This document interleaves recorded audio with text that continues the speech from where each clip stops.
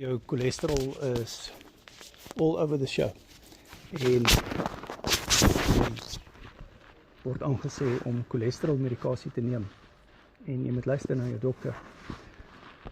Maar kom ek verduidelik graag vir jou hoe werk cholesterol in my opinie en jy is welkom om ook in die kommentaarseksie jou opinie te gee.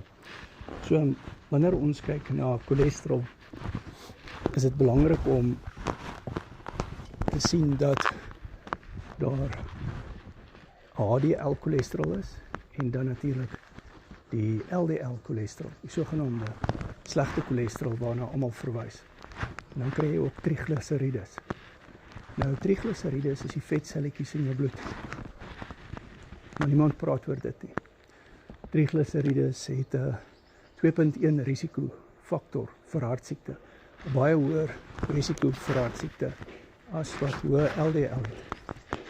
So, as jy jou risiko's wil afbestuur, sorg dat jou HDL goed is, jou goeie cholesterol. Sorg dat jou triglycerides laag is, onder 1.6. Maar LDL, maak dit nie saak nie. My LDL is heel waarskynlik bo 5. Hulle wil dit onder 3 hê. Maar ek is nie bekommerd daaroor nie, want ek weet, my HDL gaan goed wees, en my triglycerides gaan laag wees. Hoekom? Want ek doen die kar nie voor dieet. Ek doen dit al vir 6 jaar, en ek doen dit baie streng. So as jy sukkel met jou cholesterol, WhatsApp my.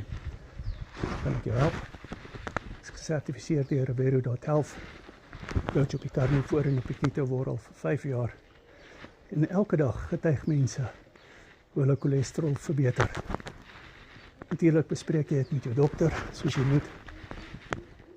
My nommer is in die bio, WhatsApp my. Ons doen nou die prostaat bootcamp, Sondag.